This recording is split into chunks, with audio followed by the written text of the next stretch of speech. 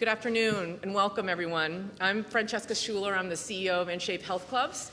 I'm also a member of the California Fitness Alliance, and we are thrilled to welcome the Governor and the First Partner and Mayor Go to our InShape Bakersfield Health Club here in California.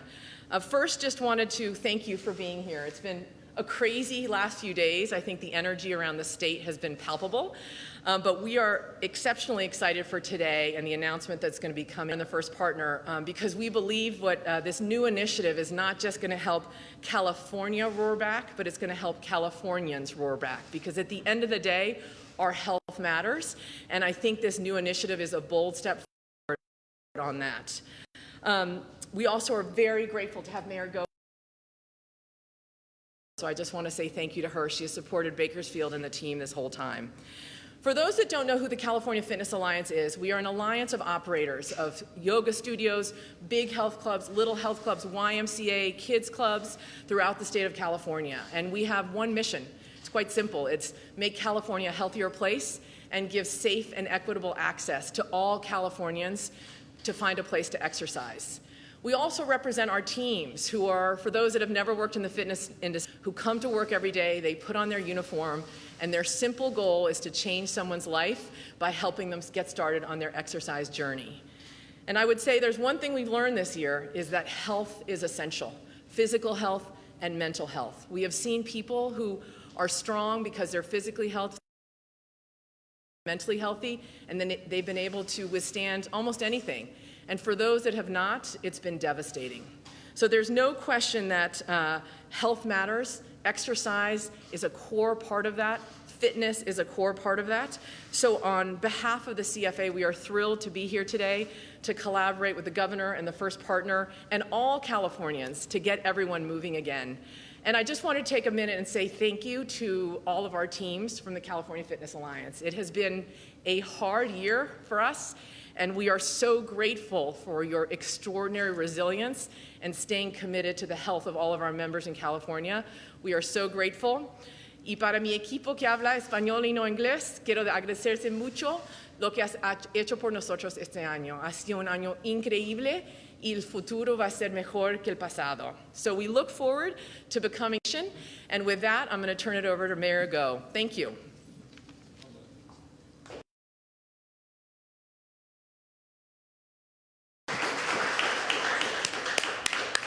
Thank you so much, Francesca. I think you are going to be delighted to hear what Corey, where are you? Corey? Francesca? When Corey walked in, he said, "This center is the nicest center." And I said, qualify that, the nicest center. But Francesca, thank you so much for your leadership. We really appreciate it. I remember in April when you reached out to me, and this is what you said.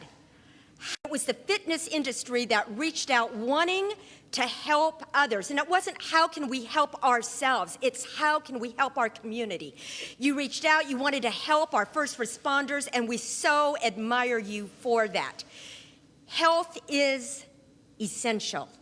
And Mahatma Gandhi said, "It is health that is wealth, not silver, not pieces of silver, not pieces of gold." And in this last year, we have found that health indeed is wealth. That truth now resonates more than ever, that to be healthy, body, mind, and spirit is the quest that we seek. It's more precious than anything else. And I'm so grateful today for the Fitness Council for all that you've done. I'm so grateful for the Governor and the First Partner for their investment in looking ahead. Governor, you'll be very pleased to know that in our community, one of our hospitals has already reached out to say, let's focus on health. So as we move forward today, let's focus on roaring back, healthier than ever. Health indeed is wealth, and Bakersfield, California wants to be the healthiest city in California. We face big challenges with health. But Governor, thank you so much for your repeated visits to our community and now your emphasis on making us healthier. There's someone who has joined us today. I get to see the Governor pretty often, but today we get to have a very special person. She's actually, I think, a soccer star. Is that right?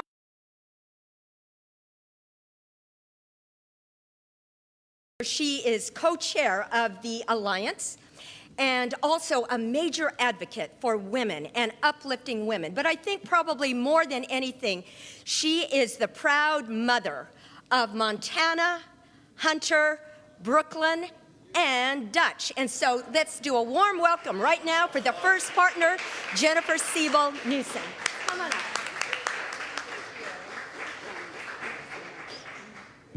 Good afternoon. It is such a treat to be here.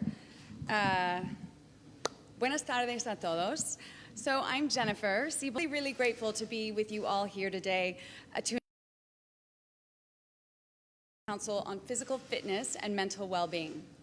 As a lifelong athlete and proud mama of 4, I know that physical fitness and mental health are intrinsically bound together, and that when we are healthy in mind and body, we're able to flourish in all aspects of our lives.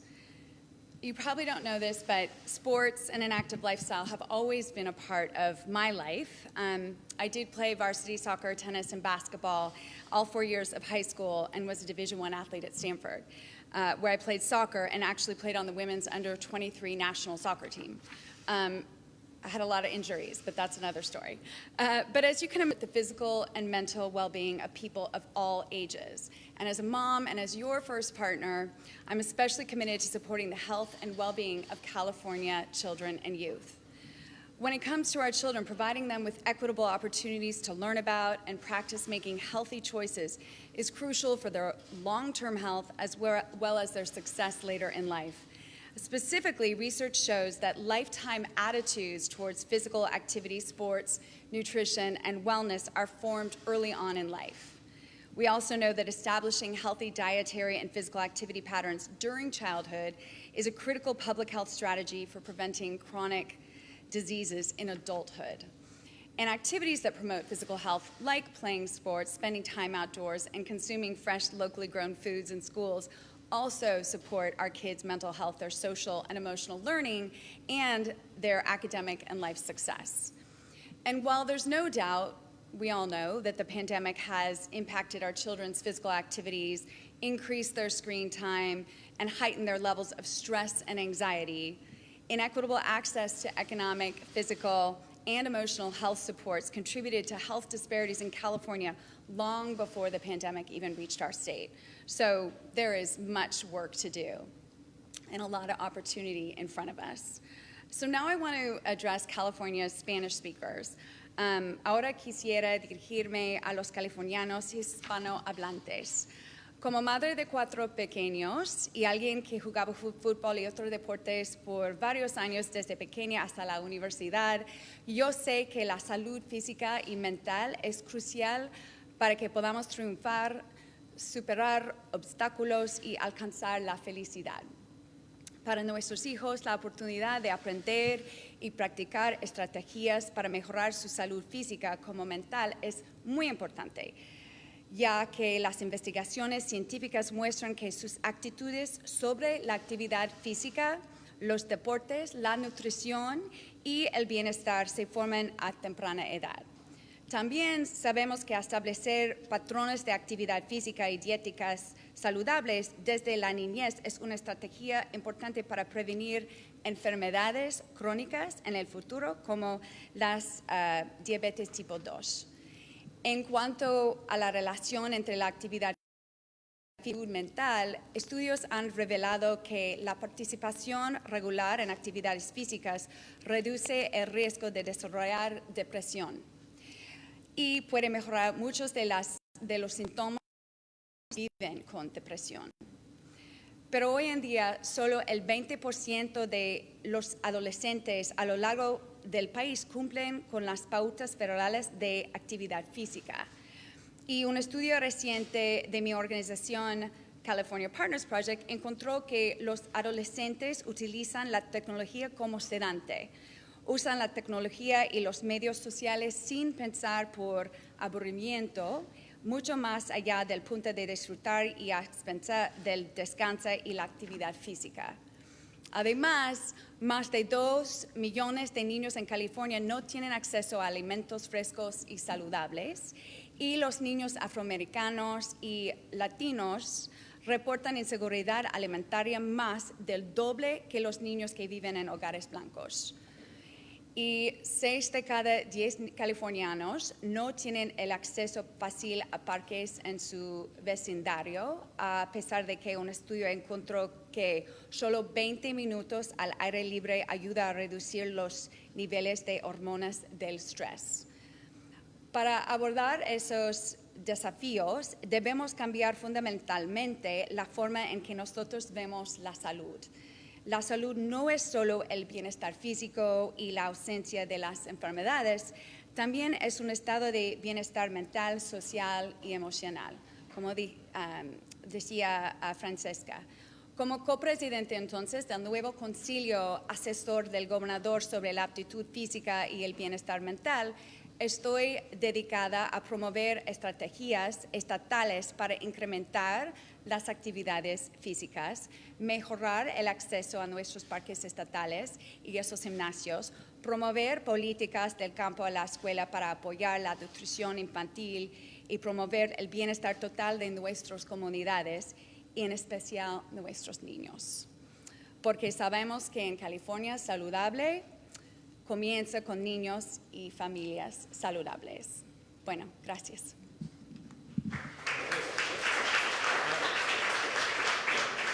I'm going to take her word for everything she just said. I heard the word stress, though, and mindful, that emphasis, mindful of the importance of how everybody is feeling. There's been a hard year, and let's just level set. This has not been a hard year. This has been a profoundly painful year for not only millions of Californians, hundreds of millions of people across this country,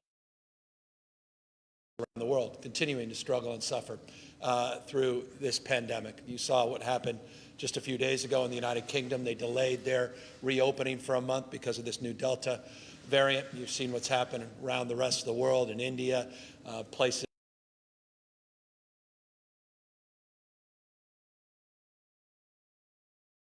California. We were pleased to move forward beyond our blueprint with no more physical distancing, no more social distancing, no more capacity restrictions in the state, and the state has aligned firmly with the CDC guidelines as it relates to vaccinated people not having to wear face coverings and masks. Tomorrow, OSHA will codify their published regulations they put out on Friday, and we will move forward to clarify any ambiguities as it relates to shortly after their action. This state is open for business. This state has now fully opened. And as the mayor said, and I was very grateful, by the way, I have a hard time with my 4 kids' names. The fact that the mayor didn't even have a note, you didn't even see a note,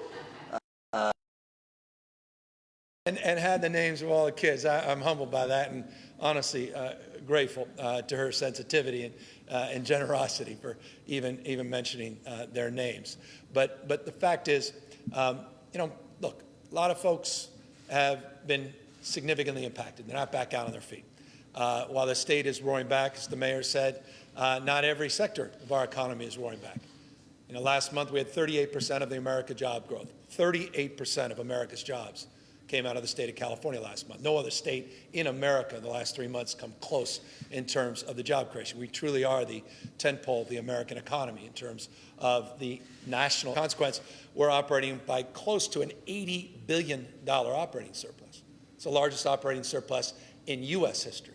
It allows us to provide $12 billion of tax rebates, the largest tax rebate program in American history at a state level. And by the way, those checks are going out over the course of the next few weeks. You should be receiving. I say you because 3/4 of taxpayers are going to receive direct rebate checks in the mail or in their accounts over the course of the next few weeks, up to $1,200 if you have children. But we're in a position where we have to reconcile those that do not feel like they've been part of this recovery, don't feel like they're part of these statistics, don't feel like they're part of California anymore because of the impacts of this pandemic. Folks that truly have been left behind, folks that are very worried that they're going to be under tense duress at the end of this calendar month when the moratorium on evictions expires, feeling intense duress around their ability to continue to keep it together mentally or financially, just to keep their kids, getting high-quality childcare so they can go to work. Those that can't even find work or gone back to the job they used to have and find out the business is shut down. And that's why we're providing $4 billion of direct grants, not loans. Small businesses, medium, big business doesn't need any more loans. We need direct grants, and the state's put out record $4 billion in grants. We're going to add 100,000 new child care slots, unprecedented in California's history in this budget. We're going to do more to address a lot of the pre-existing conditions like homelessness and housing affordability. $12 billion, by the way, to address the issue of homelessness. But the issue that perhaps defines all other issues outside of the macroeconomics of affordability in the state is the issue that really brings us together here today. And that's the issue of physical and brain health. Remember, the brain is part of the body. And while we work hard to exercise the physical, we don't do enough to address our mental health. And that's been exposed, significantly exposed in this pandemic for everybody. Don't think just because someone's wearing a suit and tie or has some fancy position that they're not struggling out there as well. A lot of folks hidden, others not hidden. They're out in the streets and sidewalks with bipolar disorder, schizophrenia, paranoia, self-medicating with drug or alcohol addictions. It's easy to moralize that as you're sitting there having your second, third Chardonnay, watching Fox News or MSNBC to get through the night. And a lot of us are just trying to get through. And this last 15 months has made it much more acute. And so we're here today to not just identify that as a problem and a pre-existing issue that's been exposed, but also address the remedy. And that's why I'm very grateful for the CFA and their strong advocacy. They haven't been timid. They've been very direct. And I appreciate that, understandably so. I'm a small business owner. I have a privilege. Jen and I, we've got about 700 employees in the state, 21 little businesses, restaurants, hotels, wineries. Trust me, I understand what these stay-at-home orders have done. Trust me, I understand what the modifications, the restrictions have meant. Trust me, I understand business and the cause of my life before I got into politics. And so I have a direct appreciation and empathy and gratitude to everyone that puts everything up on the line. It's not about dollars and cents. It's quite literally leveraging your family and your dreams and putting everything out there. And, to see that evaporate because of external realities, to see that frustration, the fits and starts, the vagaries that is a pandemic. You think you're out of it, and all of a sudden it comes raging back in the fall. Now we've got 9+ variants that we're tracking, not just a Delta variant, double mutation from India, but a B117 from the UK, 2 West Coast variants, a New York variant. Add a name, and I'll give you a variant and a mutation. I mean, we're mindful. Big and important as the announcement was yesterday, we're mindful that this disease is not taking the afternoon off. It's not going to take summer months off. It's still raging around the rest of the world, and even in California. It took lives of over a dozen people yesterday. They won't be around on July 4th to hug their families and friends. And so as we work through this, we need to work on ourselves. We need to start to be a little more, dare I say it, selfish. If you want to take care of your family, you got to take care of yourself. That means you need to get back on your feet. And we want to be here to help you get back on your feet. Not just physically, but all the attributes of that physical exertion that inure to your mental benefits. And we want you to connect with folks again. I appreciate all the virtualization that's happened in this industry, but there's no substitute for the serendipity that is life of meeting people, friends, strangers, old friends, and coming together as a community. I think it was a Surgeon General, current Surgeon General, who was previous Surgeon General, who said that the #1 preventable disease in the United States of America is social isolation.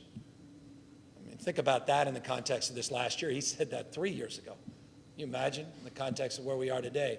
And so as important, as powerful, all the choice that you have with mirrors that talk to you, and try to direct you, or bikes where you can go to the Alps, or you can go to a studio in the UK, no substitute for being together. And so I want to encourage folks to get back good health by coming back, supporting your small businesses, support the clubs, support health clubs, support each other in that process. Renew your membership. If you've been on the fence about getting healthy again, you don't have to wait till New Year's Eve to do your New Year's resolutions. Make January or June 15th sort of the turn the page day. Start building your goals for the next half of the year. And goals are nothing more than dreams with deadlines. So manifest those dreams. You got to do the work. And so come out, support clubs like this, support In Shape health clubs, which, by the way, are supporting communities like this. And Mayor, thank you for all your support for not only this club, but so many other businesses out here that have your back in Bakersfield. I love, we were talking a moment ago, this is a chain of health clubs in cities that aren't necessarily always on the top of mind for people in terms of California cities, but are some of the most vibrant and dynamic, fastest growing communities in our state, just like Bakersfield is. One of the most dynamic and innovative cities, as the mayor and I talk about, in the state of California. That's why I'm here, because we're really proud of this community, proud of the Central Valley. And I say to all my colleagues in the legislature, don't intellectualize the valley. Come out here, visit, get to know folks out here, see these incredible businesses and the amazing people, men and women working here. And so I'm here in that spirit and in that light. Let me just close by being a little more pragmatic about what we're announcing. We really want to be now intentional about our goals as a state. We actually want to establish goals. We have no fitness goals as a state. Arnold Schwarzenegger doesn't have to be the only fitness governor. I know my status, God rest. But we want to sort of reinvigorate this fitness council. And we want to bring in the wellness component. That's why Jen's here as a partner. But she's also a ridiculous rock star athlete. She's understated. I had to go to her Hall of Fame thing at her high school. She's like the first class Hall of Fame, #1 in this. Fancy Stanford soccer player and the national team. And, I got 4 little ones. We're all, I'm ready to send in the military camp in Florida. But, that's just because that's who we're competitive. But we're athletic in the context of just trying to be healthy and trying to build a little bit of sense of well-being, wellness, broadly defined in our family. We want to see that for every family in the state of California. So we're going to reconstitute this committee. We got 15 members. We got all these experts that are here representing the diversity of the industry that can bring to bear, to light, build collaborations, partnerships nationally, not just within the state, regionally, but also within the industry and partnership with businesses. And we're going to bring, it's a little selfish, forgive me, I got to choose, so sorry. But, I have a little bias to Ronnie Lott. So, 4-time, I'll rub it in, 4-time Super Bowl champion, Hall of Famer himself. So Ronnie from the 49ers, ex-49ers, is going to be co-chairing with Jen this council. And we're going to work aggressively in the schools. We're going to try to create we talk about lifelong learning, but that learning should also include physical education and wellness. And so we want to get into the schools. We want to deal with the underlying causes of obesity and want to deal with good nutrition habits. We want to get cut across the spectrum of full whole person care. And so I'm really grateful to be here and really grateful to be here with a remarkable group of people that went through a lot. And, I know we can't make up for what happened the last 15 months, but the one thing I think we've all learned is our minds have been stretched. It means it never goes back to its original form. And we're more resilient, we're more capable than we ever even imagined. If we knew what we were about to be into, we would have said, no way I can handle that. But you handle it, work through it, and we'll dust off. We're not where we want to be, and we're not where we were. But I'm confident that as this economy roars back in California, that this industry will continue to be as vibrant and will help lead in that recovery as well. And so forgive the long-winded remarks, but I wanted to be here in the spirit of enthusiasm, a little bit of passion, and as well pride, because I'm very, very proud of so much what this industry has done for the health and wellness of 40 million Californians, but also the future of fitness happens here, California first. And so thank you all for the privilege and opportunity to share this announcement. And of course, we're here, as always, to have the mayor answer all of my questions. Any questions? Hi, my name is Emma Gallegos. I'm a reporter from the Bakersfield, California. I was going to ask Yeah, the first Jen. partner a question. Jen, yeah, this is, hey, please, you don't get to leave. Yeah, welcome to my, by the way, it's great that she came all the way down to beat the heat. Trust me, it's hotter in Sacramento than it is down here. Yeah, well, I wanted to hear more about the Fitness Council from you, and I felt like there were even some details you shared in Spanish, and my Spanish is a little shaky, so I got a good sense of the goals, but I wanted to get a sense of, I guess, more of what the tangibles are, so yeah. Well, we don't have a comprehensive strategy for physical fitness and mental health in California, and so we have a lot of work to do. And we know that, if we can sort of organize, the requirements and sort of, strategy for helping kids at the youngest of ages so they form these lifelong habits and practices. So that's one element. And then the mental part, the mindfulness part is a separate element.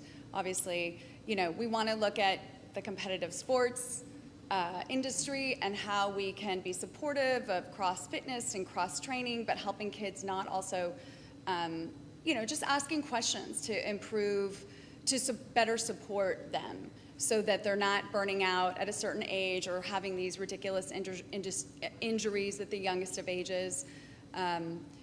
And it's, look, it's everything that this club affords. It's about the whole person, right? Just like it's about the whole child. It's the mental, it's the physical, they're connected, they're one.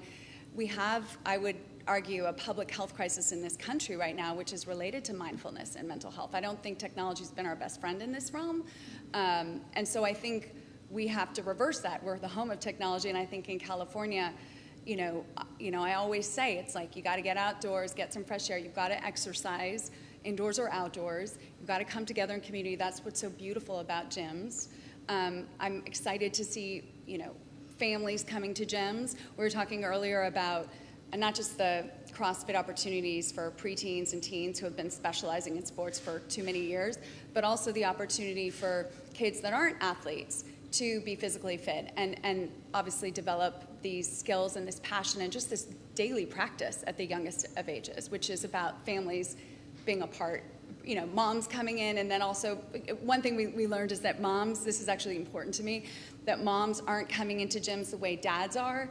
And we want to see more balance, especially since moms were coming in prior to the pandemic. And so I think there are a lot of structural and cultural issues that we can address through this council of making physical fitness something for everyone and creating more balance because we know that moms, especially who have been holding the burden of childcare and homeschooling or distance learning at home, we know that that physical fitness is critical to their mental health, more so than ever. I mean, we moms can't hold any more on our shoulders, so this is like the perfect outlet and escape and opportunity for everyone to heal. And then we also need to address the trauma that COVID has exposed us all to. Some, obviously, if you talk about equity issues, some more than others, but this is physical fitness and mindfulness exercises and yoga and all these different, cross-training exercises are ultimately going to help us all get through the trauma that some of us aren't even privy to what it's done to our soul, right? I mean, we're still coming out of this, right?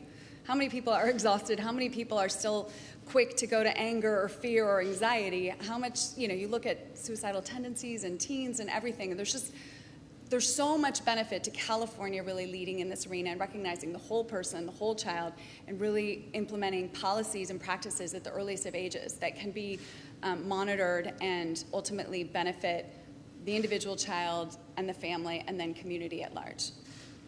One of the things we also want to deal with, want to demystify, it's not about looking like Schwarzenegger. We want to deal with some of the body shaming issues. It's a wellness, I think what Jen and I have talked about, we really want to bring a wellness framework. It's not about sort of sculpting a body. It's really about focusing on health. And there is by the way, no bigger driver of costs, locally, state, private sector or public, than healthcare costs. We all should be worried about long-term healthcare liabilities in the state, this nation, in terms of our unfunded liabilities. This is the space. The ROI on this is off the charts. This is if you're conservative and you care only about fiscal issues, this is your issue, because this is the biggest cost driver of government. Governor, last year, 500 people in your home city of San Francisco died of fentanyl overdoses. 125 in Kern County died, the bulk of them from Bakersfield. This fits, I think, into your what we're talking about here. What can you do in conjunction with federal authorities, local authorities to stem this?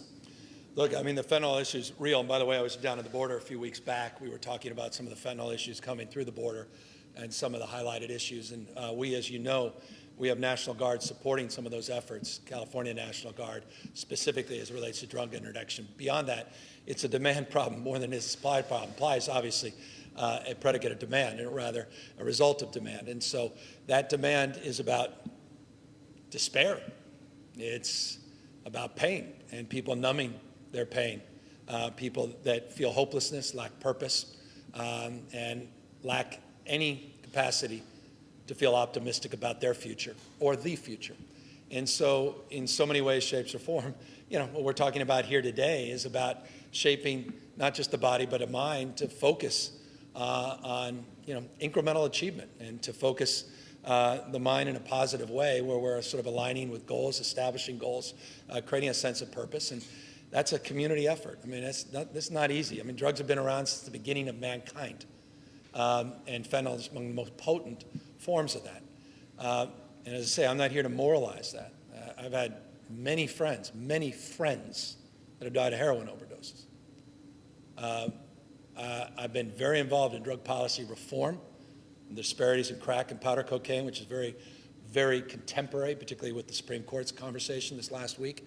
And as you know, not everyone agreed with me, but I led the effort with an initiative a few years ago as it relates to cannabis policy reform. And it all ties into criminal justice reform. So for me, it's all about health. Fentanyl is not a criminal justice issue as much as a health issue. Yes, we have to address some of the border issues. Yes, we have to address some of the criminal element behind the issue of drugs. But that said, the user side, I just don't moralize. It breaks my damn heart. And I know some people, want to lock everybody up. I want to help folks, and I'm dead serious when I say this. I can't imagine how many, these guys were in sports, so you'll understand this, but, not all of us in the businesses where you get credit for saves, maybe in baseball. But I imagine the amount of lives these guys have saved because they got a damn gym membership and then found something else to discipline and focus on. And so I don't want to overstate it, but I think it very much connects why we're here today as well. Appreciate the question. Hi, Governor. Erin Roney with Eyewitness News. A question that kind of ties into a little bit of both what you touched on, eating I locally. love that you're asking, Jen. This is so much. No, you get back up there. You both get back, no. But a little bit of both of what you touched on is eating locally, and then something else is not every sector is able to recover. And here in the Central Valley, the Central California area, a lot of farmers got a notice about having water cutoffs and how bad the drought has been. And you unfortunately caught us at one of the hottest times of the year. We're about to hit triple digits again, and we're in June. So I want to ask a little bit about maybe what assistance or plans or any initiatives that are going on to support those farmers who may lose their water. So broadly, as you know, we presented a package to the legislature of over $5 billion in investment, a medium, long-term, but also immediate relief related to drought, safe drinking water, emergency water supplies. We have a water strategy in the state, meaning we put out a water portfolio plan. It's the first time we've had a contemporary plan in decades, and we're going to begin to fund it because of this historic budget surplus. That said, we're dealing with a historic challenge with a drought that's returned in the state of California, a drought that really began, on the west coast of the United States in 2000. In some ways, we've been in this mega drought for a few decades in the western United States. And now we're back into a mega drought that's impacting, obviously, here the Central Valley, but the entire state of California, 41 counties formally under a drought emergency declaration. I made it crystal clear when we announced the first one a few months ago, and then followed up a few weeks later that there'll be more, and I anticipate there'll be many more declarations over the course of the next few months. Look, this drought and the water supply is now at basically where we were 5 years into the last drought. So it's very serious. The hots are getting a lot hotter and a lot sooner. You made the point, triple digit in June, one day, maybe 2, 3, 4, 5, 6 days, or at least 4 or 5. And to see that happening over the entire West Coast, this sort of heat dome that we experienced in August last year, but experiencing in June, should rightfully raise alarm bells and wake up all of us to this new reality, this new abnormal. So many of us are becoming accustomed to, but not necessarily embracing, understandably. So look, we'll do more with assistance dollars. I've been on with Secretary, both Vilsack at Ag, but also the Interior Secretary, directly working on assistance and grants for farmers, farm workers support. We put a lot of money in the budget, unprecedented amount of money to support our ag community this year. We're working on the final language of the budget this weekend. We're going to land it with the legislature. Trust me, we are mindful of the acuity of this crisis in this valley, but I don't want to overpromise. Mother Nature, she bats last. Vernacular of what we're here, she bats 1,000. She's just chemistry, biology, and physics. And the fact that she's entered into this climate debate, I hope wakes people up to that reality. And so we're going to have to do things very, very differently. And we designed a system, a water delivery system for a world that no longer exists. And so that's what I want to bring back is a different framework, flexibility, doing voluntary conveyance. We obviously have some curtailment issues that were highlighted this week. State Water Board up there in Northern California and parts of Russian River in particular with 430 senior water rights that were impacted. That was done in a targeted way. I know folks out here are worried that that may be done en masse. It was done in a targeted way. So we're monitoring things in real time and obviously monitoring the national weather and working with our ISO partners, CPUC, CEC, which is the three-legged stool in terms of energy security. I don't anticipate any rolling blackouts, though you've seen that in Texas in the last few days because of the nature of what we're experiencing. But I don't see that in the short run, but I can assure you when I get back to work, it won't be surprising. The first thing on my schedule tomorrow morning is this issue, and we'll be talking a lot more about it tomorrow afternoon and Friday as well. Thank you. I was going to say, with this heat wave, though, all the more reason to join the gym and bring your family to the gym, right? So get your kids started earlier. On message. I don't get any applause. Dee Dee, I get no applause. By the way, Dee Dee Myers is here, runs the Governor's Office of Business, and it's a big deal that she is here. It reinforces the partnership she's formed with all of you, and my gratitude to all of you working together and in a very respectful manner. These guys have been remarkable, and I'm very, very proud. Thank you. Good afternoon, Governor. Alex Bell with 23 ABC. I have two quick questions.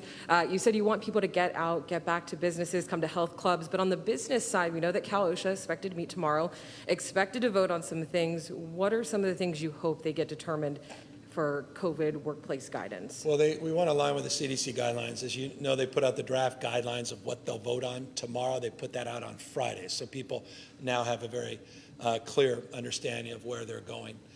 There are some enforcement issues that create some ambiguity between the 17th tomorrow and the 28th. I want to clean those up with an executive order. There's also some concern around self-attestation and record keeping related to employers with employees that are not vaccinated. Again, the guidelines with CDC, if you're not vaccinated, the recommendation is some face covering for employers. But we don't want that to be a scarlet letter. We want to deal with some of those issues. There's also some concern around supply related to masks, particularly these higher-end N95 masks. So we're going to provide those masks. Industries, as a state, will provide them. They're now in abundance. I mean, think about that. N95s in abundance. And so the state's in a position to provide those. And then we'll work through some of the ambiguities of concern around record keeping and what self-attestation means and make sure employers are not, are comfortable about these mandates in an iterative process, which means this, that this is not the last act. I want to continue to work with industries, large and small, to work through some of these issues in real time, and I'm prepared to do that through executive order after we determine exactly where OSHA lands tomorrow. And second question, with a recall kind of looming over your administration, do you think people in the state will remember some of the monetary incentives, I believe now Six Flag incentives, that you've done over the last few weeks? Do you think they're going to remember that when they go to the polls? Well, I hope they remember this, that California outperformed Texas and Florida not only in health outcomes, but economic outcomes. California outperformed the United States in health outcomes and in economic outcomes. The economy in Florida, economy in Texas contracted at a much larger rate than the state of California. We're running unprecedented budget surpluses. Most states are not, trust me, not even close. I hope people recognize that there's been no state in America that's created more jobs than the businessmen and women here in the last 3 months in the state of California. There's a wonderful Bloomberg article came out yesterday across the spectrum, #1 in innovation, #1 in entrepreneurialism, #1 in venture capital, #1 across the spectrum, the dominant economy in the United States of America, and an economy that all the economists assert, and now it's been proven the last 3 months, is poised to outperform the American recovery because of the work we did to tame this pandemic. Now, that said, as a restaurateur, as someone with hotels, I am not naive about how the hospitality, restaurant, entertainment, and health businesses have been impacted disproportionately. So we have a special responsibility to those industries to help them come back, as well as address the issue of equity, particularly for our Latino community and African American community, so that we're all coming roaring back. Last 2 questions. Hi, Governor. Ana Ibarra with Cal Matters here. First question, you mentioned that the state will remain vigilant if cases do start to go up again. Do you have any specifics of what that would look like? Some counties are falling behind in vaccination, including several in the Central Valley. So what does it look like if cases start going up again? Do we go back to tiers? Do we start closing things again? Can you talk a bit about that? Well, my day started like every day has started since that first phone call I got at 4:30 in the morning from then President Trump about that Grand Princess cruise line off the coast of California, that he didn't want to come into the state to increase our case rates. Every morning I wake up, I look at number of cases, deaths, hospitalizations, ICU numbers, look at the number of tests. Now I look at the number of people that have been vaccinated, and I do it by county. You're absolutely right. I think last I checked 2 days ago, Lassen County was about 26% of the county been vaccinated. We're up in San Francisco a few days ago, press conference, they had just reached 80% in that county. So there's disparities, regional disparities. You're absolutely right. And so I'm mindful of that. Also mindful of these variants. We have about 4% of the sequence, the genomes that we sequenced, about 4%, and that's the latest data. We're going to update this very shortly. Latest data, we have 4% of those that we've sequenced of COVID cases have been sequenced with this Delta variant. The Delta variant, however, in the United States is the one the CDC just highlighted as a variant of real concern. You're seeing in places like Montana with lower rates that it's north of 20% of all the reported cases. It's close to 10% nationwide. So I'm mindful of variants, mindful the Delta variant is in California, mindful of these other variants, and mindful of those disparities in terms of vaccination rates. With all that said, here's the answer to your question. We have strike teams, where we're calling them ring vaccinations. We may come out with a different frame, halo vaccinations, where we will come in, we'll assess if there's community spread through community surveillance and contact tracing. We're going back to the basics. Traditional contact tracing, working with our county partners, our local health officers, and we'll be doing aggressive vaccine efforts and pushes in a more targeted way with these strike teams that we're forming. We'll talk more formally about that in the next number of days. But I assure you we're going to maintain our vigilance. The reason I was down today, and I thank you for recognizing some of the latest incentives. Anyone want to go to Six Flags? 50,000 free tickets if you get vaccinated. You get $50 today if you haven't been vaccinated. I actually had cards in my pocket. They're downstairs. If you want to get vaccinated, I'll hand you $50. We got literally tens of millions of dollars we're doing there. Chipotle, Taco Bell. You can go today if you're vaccinated and get free queso blanco. And that addictive, though I know you do not recommend, Dorito tacos at Taco Bell, right? In some ways, maybe you do recommend it because you got to work it off. I get the business model. But that said, I'm making the point we're going to continue aggressively on the vaccination efforts. This is not mission accomplished. So it's part of an answer to your question. We're being vigilant. Now, you're talking about a hypothetical.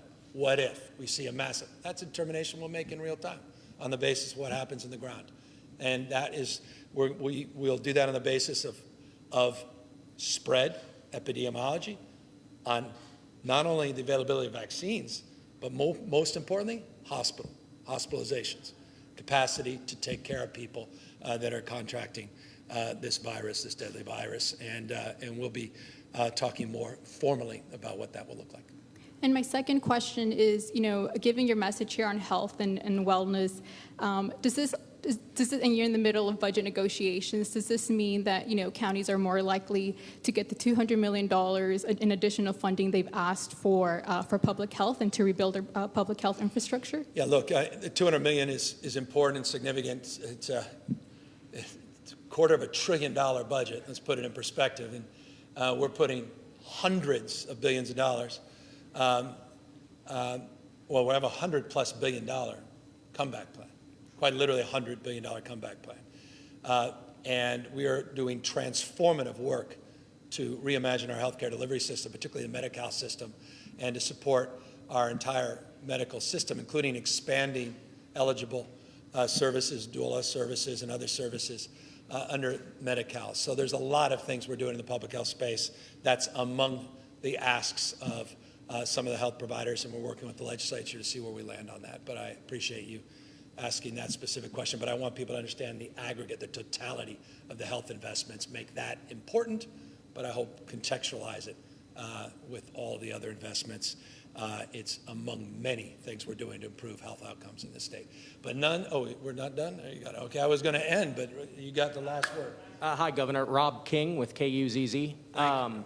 Particularly during the lockdowns, fitness centers were some of the most outspoken critics of these lockdowns. How have you guys sort of set aside those differences to collaborate on this? By respecting each other, respecting those differences. There's nothing they said that I didn't agree with.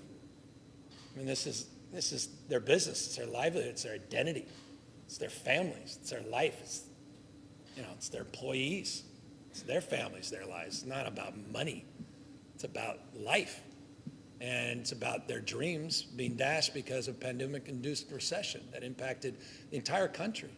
There were a few parts of the country spared from stay-at-home orders of some way, shape, or form. People, even businesses that were open in some places, no one showed up because they were scared to death and employees were scared to death. So this has been tough. And, that December and January, those were particularly tough. And that was a time when people really were getting frustrated, and yet we were seeing numbers go through the roof. And it's hard to see. When we look at our models, we see things 3-4 weeks in advance. Others don't necessarily, and it's always hard to square that. And so, we worked together, and we're all here, and I'm just grateful for that dialectic. That's what it's all about. Well, this concludes the comments, and I got to say, I was pretty impressed with Jen's Spanish, but that's just a separate conversation I'm going to have, but I want to make it public. And I'm grateful that she shared it. And Francesca's Spanish as well. So I appreciate that. So I was going to say, you don't have to hear me translate everything I just said. So I will end this with gratitude and appreciation for the spirit that brings us all here together. Gratitude and appreciation for being back here in Bakersfield. Thank you to this remarkable and resilient community here in Bakersfield. Thank you to folks out here in the Central Valley. Know that folks up in Sacramento have your back. We're looking forward to all of you getting back to work, not only safely, but in the spirit of this announcement today, much healthier than when we got into this pandemic. Thank you all very, very much.